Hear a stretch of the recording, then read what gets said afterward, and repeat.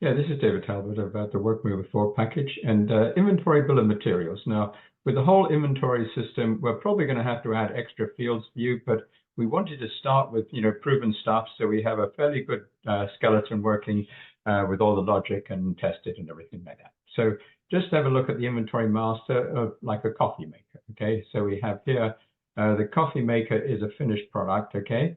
And, coffee beans, power cord, their components, and then the main unit is like an assembly, okay? And so here we have the coffee maker as a finished product, and then the assembly here with the main unit includes a frame, a heater, and a controller, and then the coffee maker also we send along coffee beans and a carafe, okay?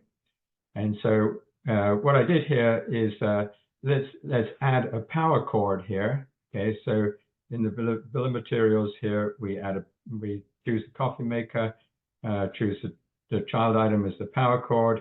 You need one power cord per coffee maker, and then you do add, and then you come up here and select the coffee maker, and you can see the coffee maker has a main unit, which is an assembly, coffee beans, power cord, and a carafe, okay?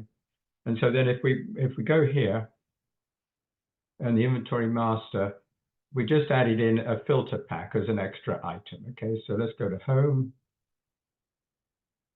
And then here, bill of materials.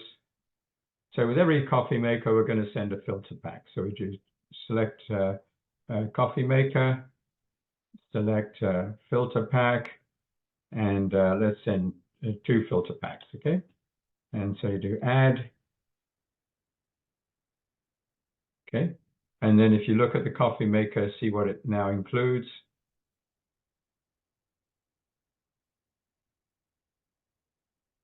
And so you have the main unit, coffee beans, the power cord, the filter pack, and the carafe, okay? And so that's how it works. And so thanks very much then. As I say, this is a good skeleton, but we probably would need to add some more stuff to you. And this is multi-level. You can go as many levels as you want. And so you can assign an assembly to an assembly, for instance, no limit on that. So thanks very much then. Bye-bye.